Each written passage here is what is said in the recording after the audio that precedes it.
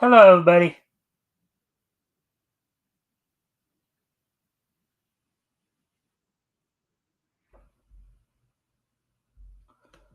All right, today is Thursday, July the 11th, 2024. So the last news day of the week, anyways, where we're covering news coverage. Of course, tomorrow will be, of course, our weekly look back to comics history when we look back to March of 1940, looking at comics that went on sale from what we know of now today as Harvey Comics, but two different companies back at that point. I'll have, of course, Apex from Apex Comics on with me. Um, and if you guys haven't already, if you guys can like and share the stream, see if we can get some more friendly people in here to engage, that'd be appreciated. Also, if anything here grabs your attention, feel free to comment and or ask questions. I will try to answer the questions to the best of my ability. Oh, that's weird.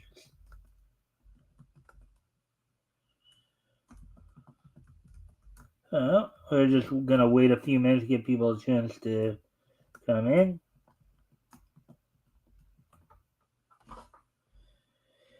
La la la la la la la la la la la.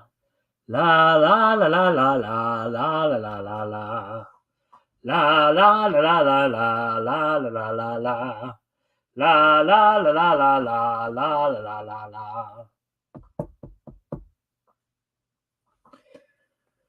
la.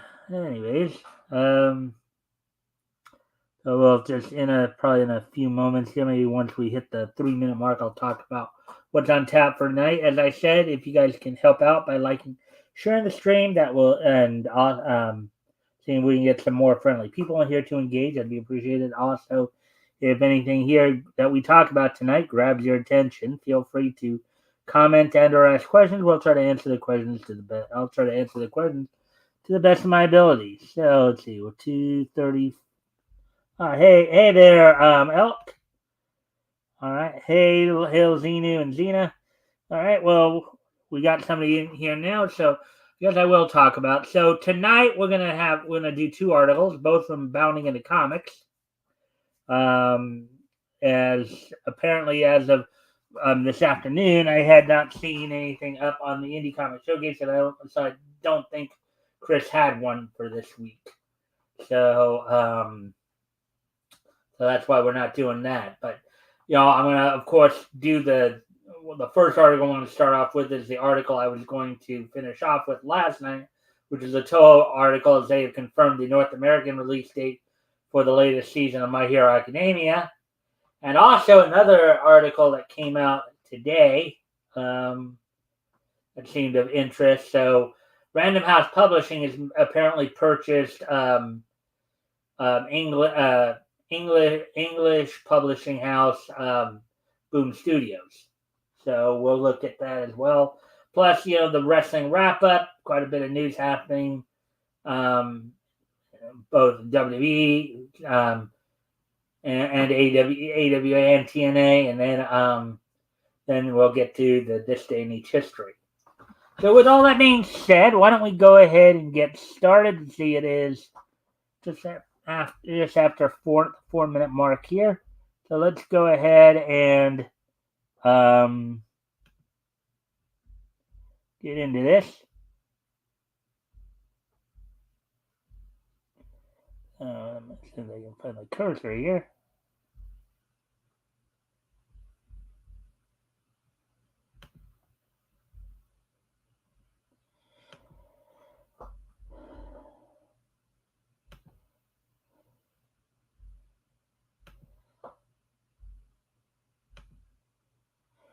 All right, so here's the first article we're going to talk about tonight.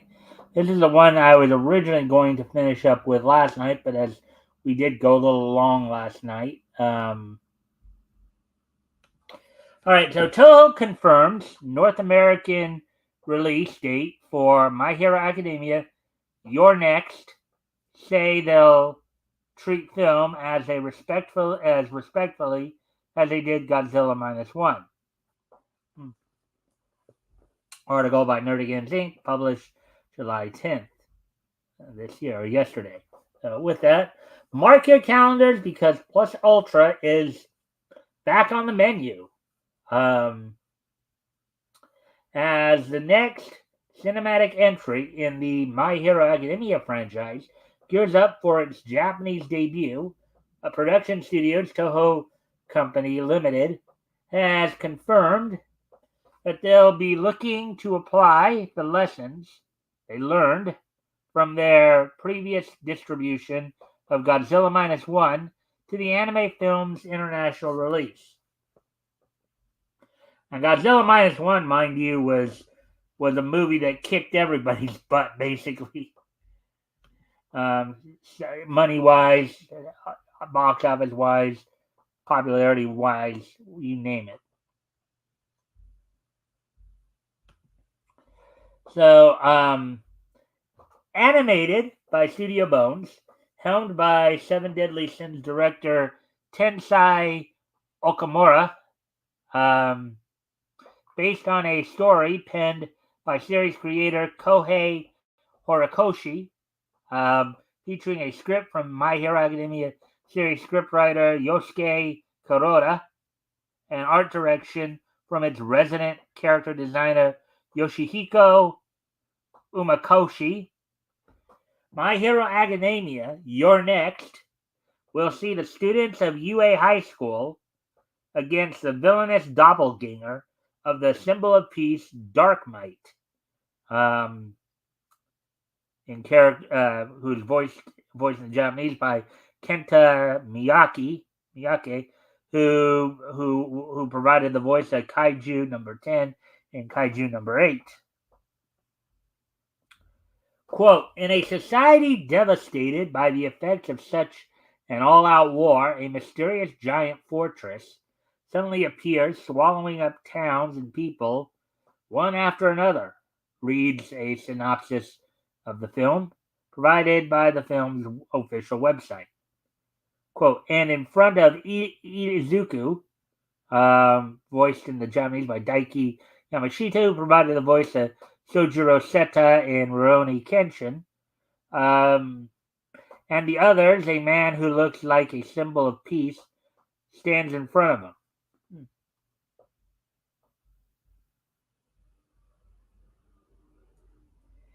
And in the anticipation of its upcoming Japanese release on August 2nd, so a few weeks away here, a bevy of new information has recently been released about the film. Let's see if you guys are saying anything yet before I continue on here. I'd say no.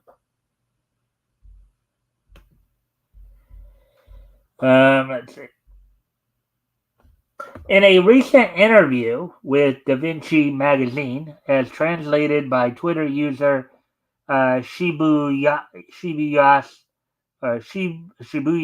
Smash, Horikoshi revealed how the idea of Dark Might stemmed from the aforementioned Kuroda's proposal that the film's antagonist be a villain that misinterprets connections with people, unquote.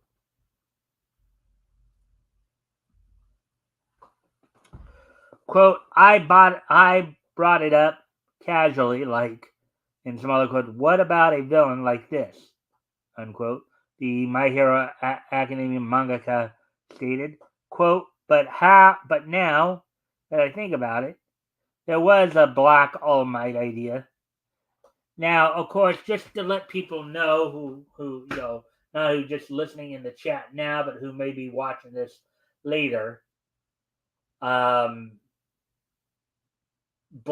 and dark in Japanese terms are considered interchangeable. Now, they are actually interchangeable, okay? But when they're saying a Black All Might here, they're not actually meaning an All Might whose skin color is black. They're basically meaning somebody who is, the yang to All Might's yin, as it were. The other side of the coin, the shadow to All Might's light. So that's what they're actually talking about there. Just so you guys understand the imagery aspect of it. Let's see.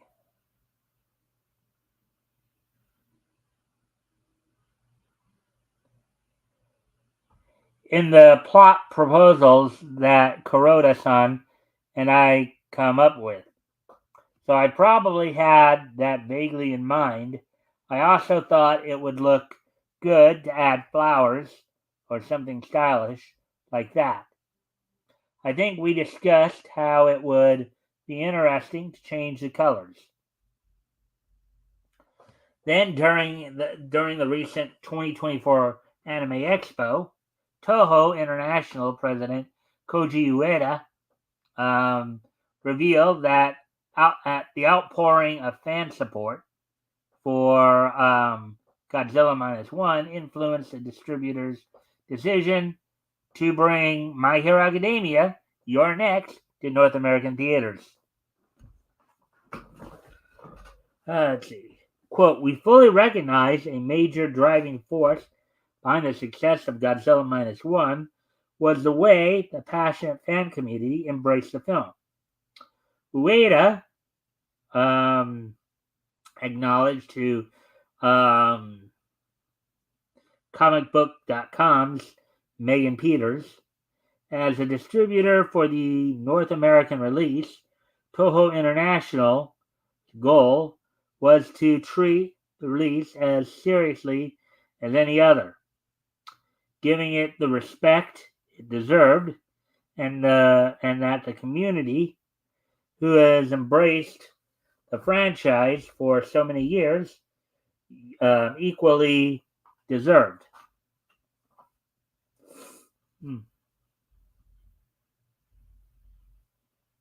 Yeah, it's a scene from Godzilla Minus One right there. Yep.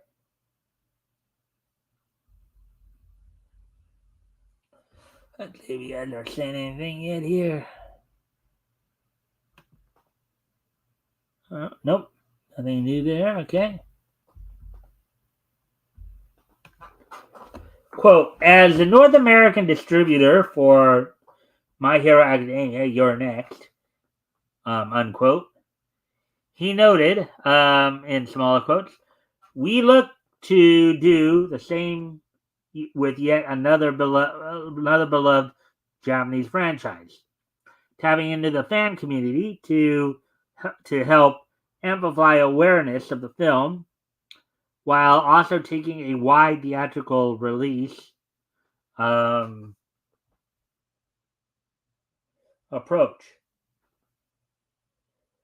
Further, during a My Hero Academia-centric panel hosted by the convention, Toho International confirmed that the further adventures of Deku, Bakugo, and All Might are on track to hit North American theaters in both English subbed and dubbed form on October 11th, Friday, October 11th. Alrighty then, so there we go with that one. I'm going to actually need to step away from the computer for a few minutes, but I will put some music on. Let me at least set up the next article here. This will be the second and last article we do for the evening. I'll put some music on for a moment while I go take care of something, while I go step over the computer. I'll be right back.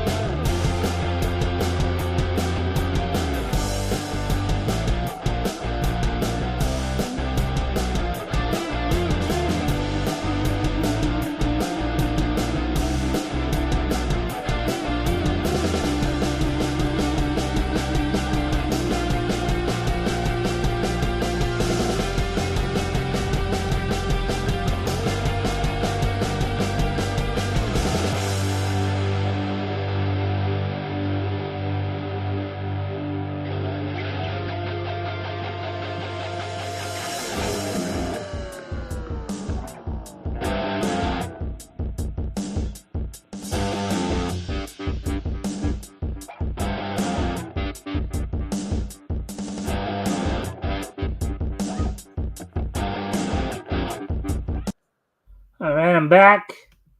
So let's see. Let's get ready to move on to this next article here.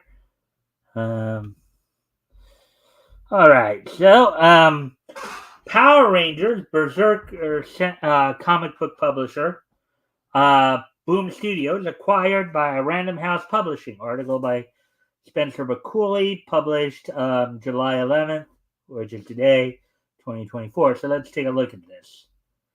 All right. First, Warner Brothers got DC.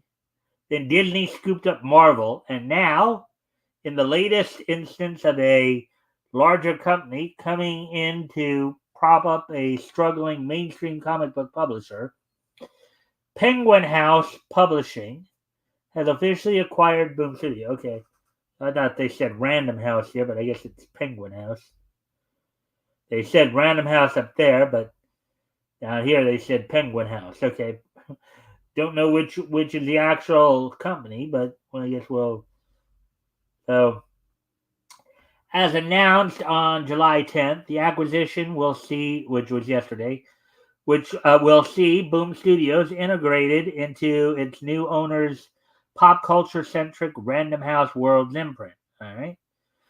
Itself currently home to Star Wars literature, House Del Rey Books, Physical Lore Olympus, Webtoon Collection Publisher Inklore, and RH Worlds, a licensing program that provides book printing support to such brands as Marvel Studios, Magic the Gathering, and World of Warcraft.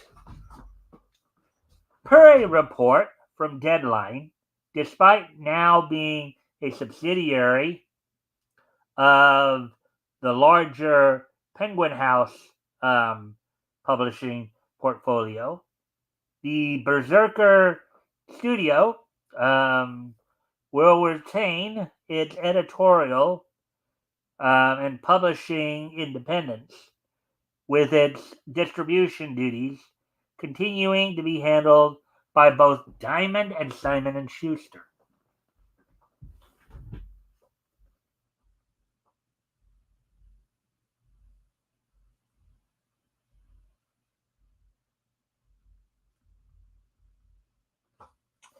Penguin House Publishing have also stated that, at least for now, they are not looking to move Boom Studios' physical offices from their current Los Angeles location. At current, the idea has yet to be completed, though it is expected to be by the end of summer.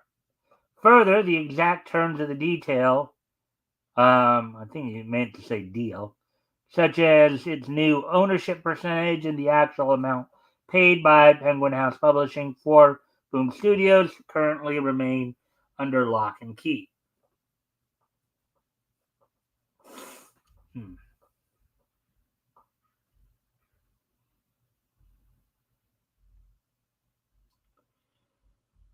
Actually, I'm going to go off camera here for another quick moment. Put the music on while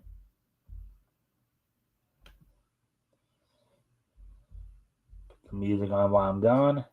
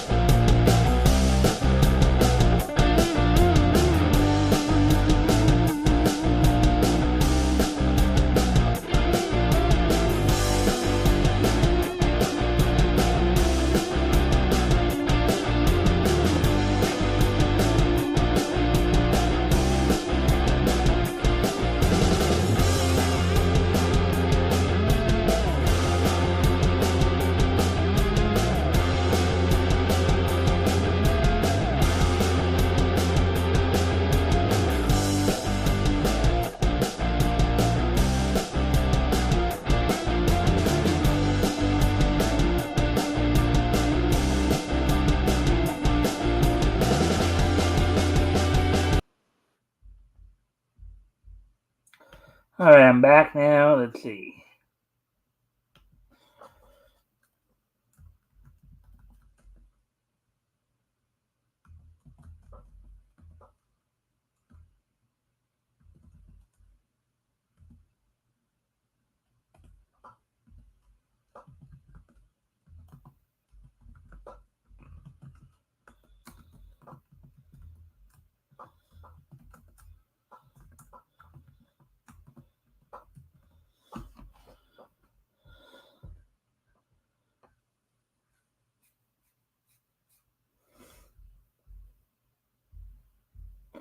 All right, so getting back to the article here then.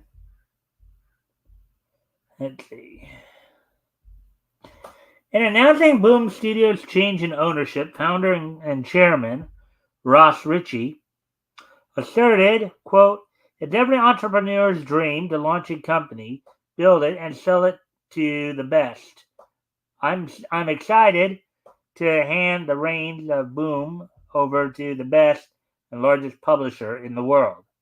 Their focus on readers and retail partnerships will build upon our work and help our creators achieve even more success, including Keanu Reeves, who is the writer, I believe, for that Berserker comic they were talking about.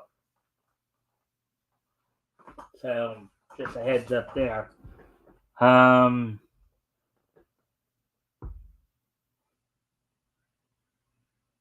Personally, it's time for me to take some much needed time off with my family and explore what's next, unquote. Let's see. Offering his own comment, Random House World's president, Scott Shannon, opined, quote, over the past several years, Random House Worlds has partnered with Boom Studios on various projects and had the benefit of seeing firsthand their best-in-class comic publishing. Ross and his team have built a dynamic, imaginative home for a diverse and talented roster of creators. We are thrilled to welcome Boom Studios to our house and now work side by side with this imaginative team, unquote.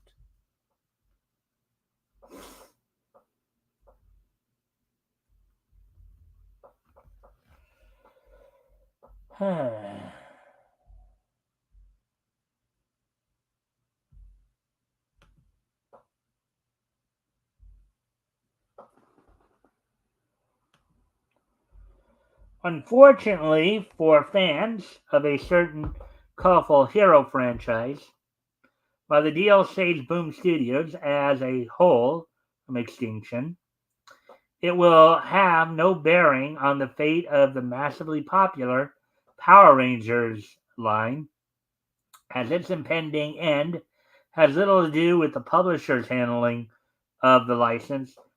After all, behind the Keanu Reeves led Berserker said books, which I just mentioned, was easily their most well-known and best-selling, and everything to do with Hasbro's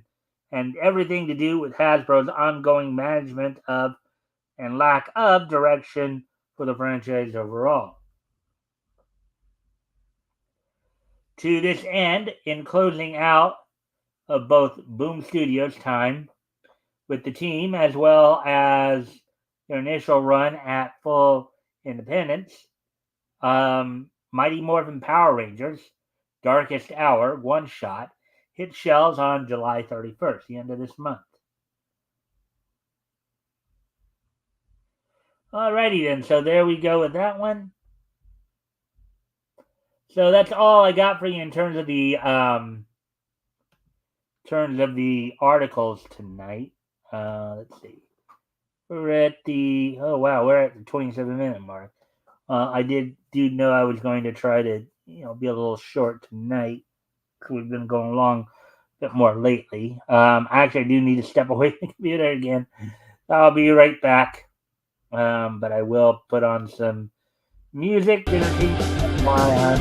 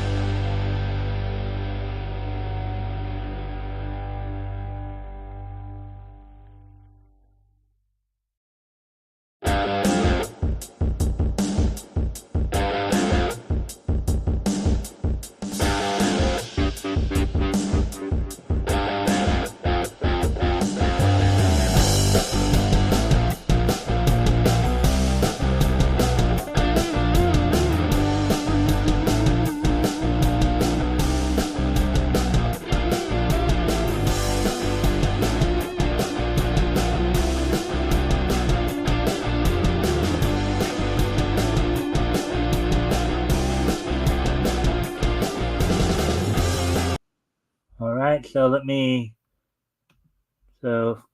first off, if you guys haven't already, I can like and share the stream, see if we can get some more friendly people here to engage that video.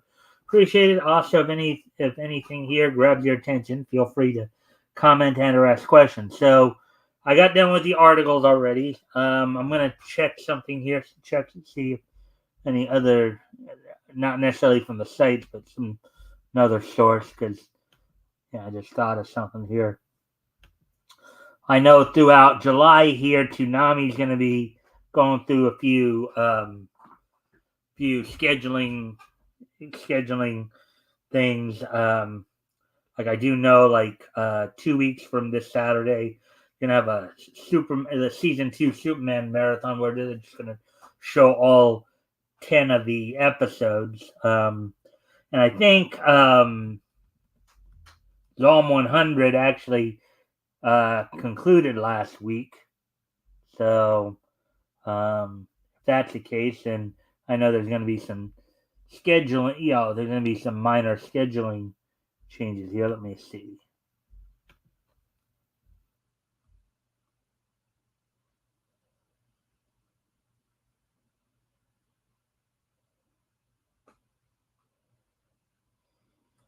All right.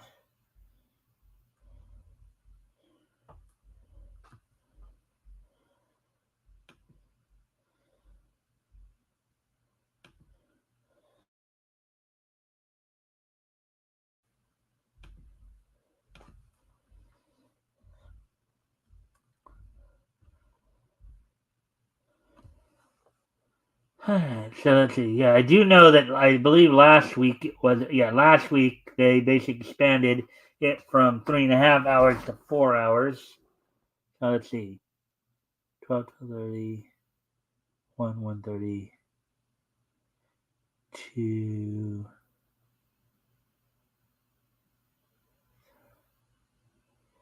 Yeah, last week was the finale for Zone 100, Bucket List of the Dead. Now, I don't know if that's just simply a season finale or that's a series finale. I guess we'll just wait and see.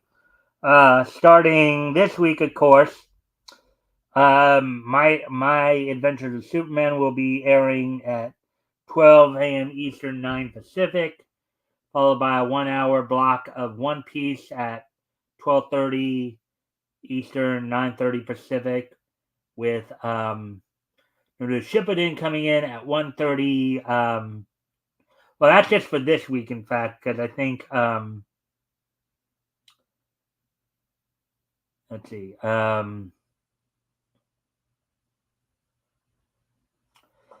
So over the next couple weeks here, or at least the last couple weeks here, they expanded to 4 hours. So on this Saturday's, got My Adventures of Superman on at 12 Eastern, 9 Pacific, 12 midnight Eastern, 9 p.m. Pacific, followed with One Piece with a full hour block at 12:30 Eastern, 9:30 p.m. Pacific on Saturday.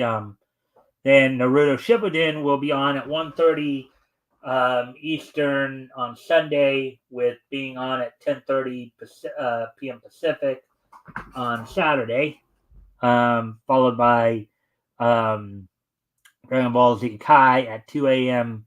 Eastern, 11 p.m. Pacific. Ninja Kamui on at 2:30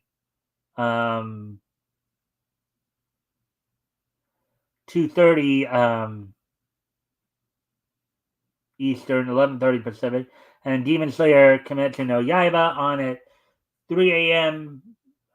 Eastern, midnight Pacific, and then next week, the 20th, what they're going to do here is they're going to actually end it up at 3:45, as they'll have just a single episode of the season finale of Demon Slayer.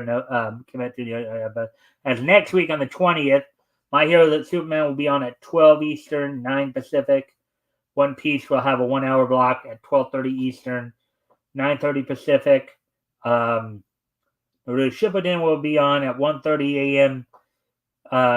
Eastern, 10:30 p.m. Pacific. Then Dragon Ball Z on at 2 a.m. Eastern, 11 p.m. Pacific. Ninja Kamui on it at 2:30 Eastern, 11:30 Pacific. Then at 3 a.m. Eastern, midnight Pacific. Demon Slayer Kimetsu no Yaiba's 45-minute 45-minute 45-minute season finale will air again, and then on the 27th they'll be having a full season 2 marathon of My Adventures of Superman. All 10 episodes will air from midnight, starting at midnight Eastern, 9 p.m. Pacific, and ending at 5 a.m. in the morning Eastern, 2 a.m. Pacific. So that's all the Toonami news we have for you. So with that now, we did get quite a bit of time in there. So now what we're going to do, we're going to move on to the wrestling wrap up here. We do have quite a bit of news going around and about. As first off, in WWE news, it was just recently announced that WWE did just sign popular luchadora Stephanie Vaquer, who is currently the CMLL Tag Team Champion, as well as the current CMLL Women's Champion. She recently dropped the New Japan Strong Women's title to Mercedes Moné at Forbidden Door. Now, there's some controversy going on with this because apparently there's some talk that Stephanie still has some dates with New Japan and CMLL. It looks like she may not be honoring those dates, which is kind of not cool. It's like bad business, So, she's apparently got signed to WWE. Alexa Bliss is training for her comeback, coming back from maternity leave. And in other news, former WWE tag team Mason Mansoor, I don't remember what they're going by now because those names have been trademarked. Mason Mansoor, who are known as the Maxim Male Models, looks like they've been signed to AEW and will be making some of their promo packages under the name MXM. Will be making their debut soon. Let's see. So that's all. Let's see, and then of course tomorrow night SmackDown, which would be coming off the heels of,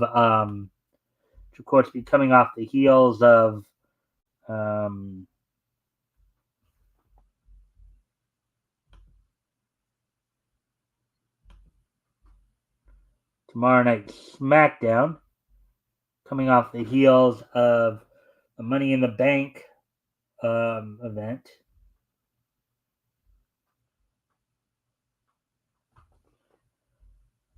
Tomorrow night SmackDown will feature they'll be at the DCU Center in Worcester, Massachusetts.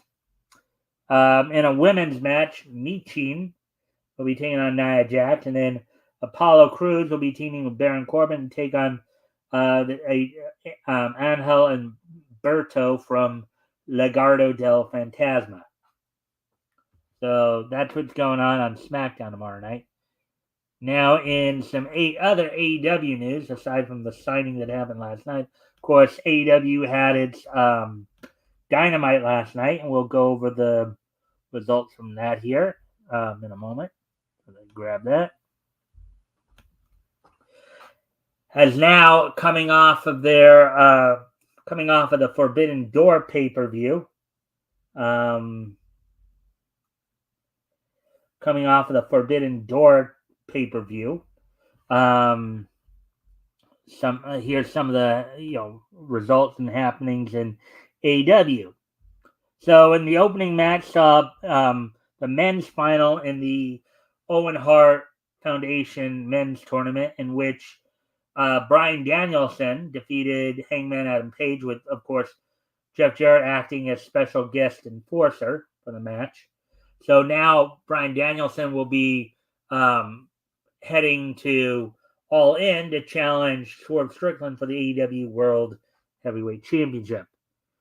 In a Stampede Street fight, FTW champion Chris Jericho defeated Samoa Joe by referee's decision when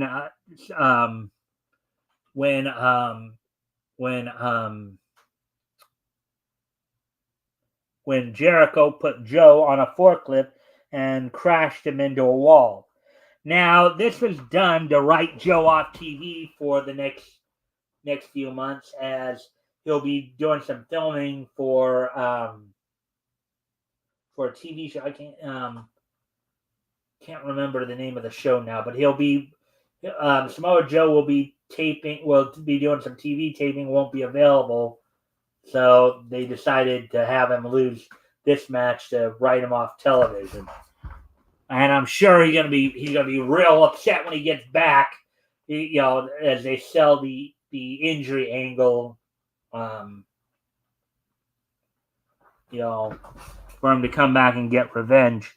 And the number one contendership Global Glory 4-way match for the see who will next challenge for the international title.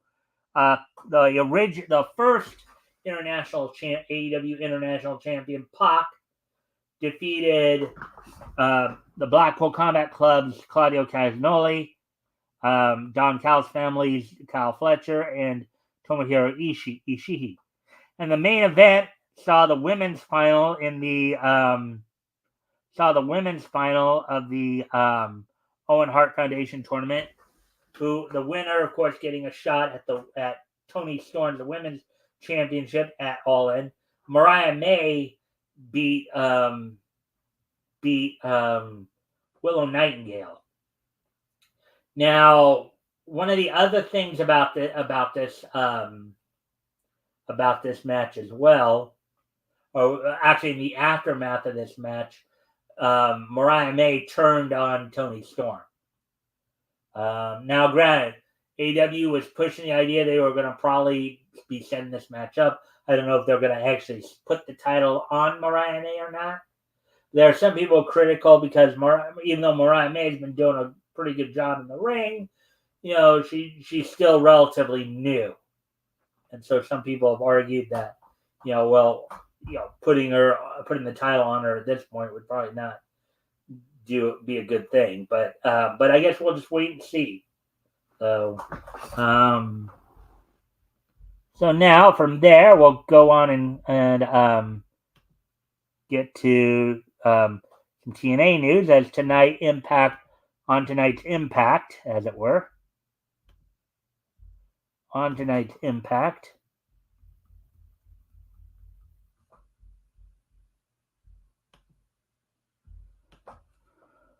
On tonight's Impact, Jordynne Grace issued an open challenge answered by Izzy Dame for the TNA Knockout World Title match as she prepares for her upcoming title defense against Ash by Elegance at next Saturday's Slammiversary event. In a one-on-one match, NXT's Charlie Dempsey takes on one half of the Radical, Zachary Wentz. In a number one contendership 3-way match for the TNA X Division title, Jonathan Gresham takes on Kushida and Mike Bailey to see who will become the next number one contender for that title. The winner, I'm guessing, will get the shot at Slammiversary in Montreal next weekend. AJ Francis defends the digital media title in a Philly street fight against Rhino. Giselle Shaw challenges Tasha Steelz in a women's match. JDC, Johnny Dango Curtis, takes on one half of the ABC of Chris Bay. And then in the main event, Joe Hendry and former TNA World Champion Josh Alexander team up to take on the team of current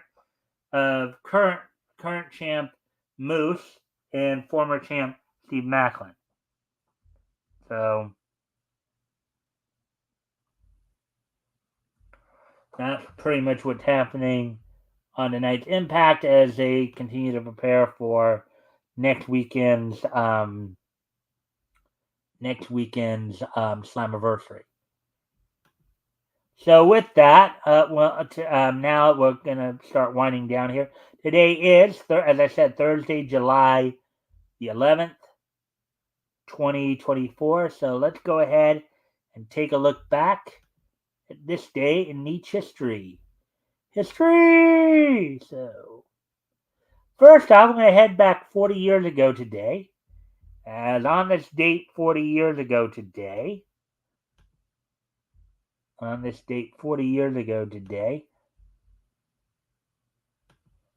a Stampede wrestling event in the Olympic Saddle Dome in Calgary, we probably know it today. It's gone through a bunch of different names over the years. I think it's called the SoftBank Saddle Dome now, as I believe this is the same place that AEW had its Dynamite event, tapings last night, and I think they taped this Saturday's Collision there as well, which we'll talk about on Monday. So on this date, 40 years ago today, at a Stampede event in Olympic Saddle Dome in Calgary, Abdullah the Butcher brutalizes Jerry Morrow in a one-sided squash, which ends with Abdullah being disqualified for attacking the referee. Several wrestlers try unsuccessfully to stop Abdullah's rampage after the match until Bret Hart. Yes, Bret Hart. This was before Bret Hart went on to the WWF. Teaming with this was obviously like a year or two before he moved on to the WWF. Comes in and fights off Abdullah using a cowboy boot, and sends the massive heel fleeing from the ring. So 40 years ago today, Abdullah Butcher rampages through Stampede, being ultimately fended off by Bret Hart, the Hitman. That happened 40 years ago today. Now, moving ahead to 30 years ago today, on this date in 1994.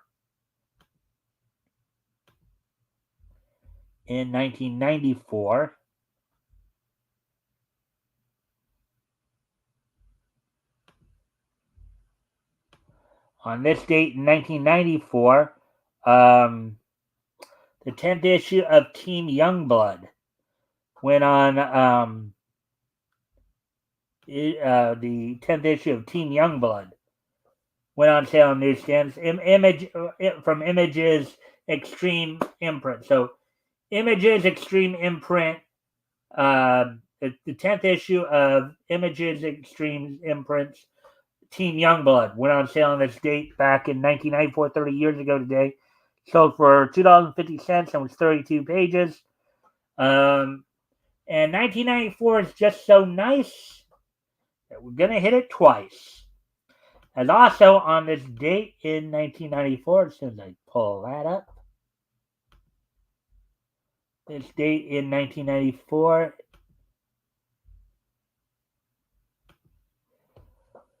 PBS repackaged their existing children's educational programming block as a new block called PTV Park. So on this day, back in 1994 as well, PBS premiered its new children's educational block, PTV Park. So there we go with that one. And now moving ahead to 2019, as 5 years ago today, as soon as I pull that up, of course. On this date in 2019, 5 years ago today,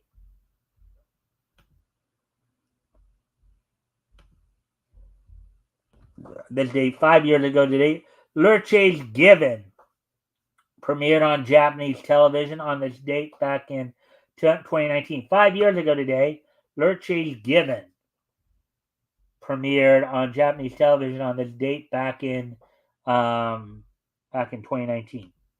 Well, that's all I have for you guys tonight. I hope you guys enjoyed the show. Let's see. Tomorrow night, of course, I will have Apex on with me as we will be looking back to March of 1940. We'll be looking back the books that went on sale in March of 1940. From what we now know of today as Harvey Comics,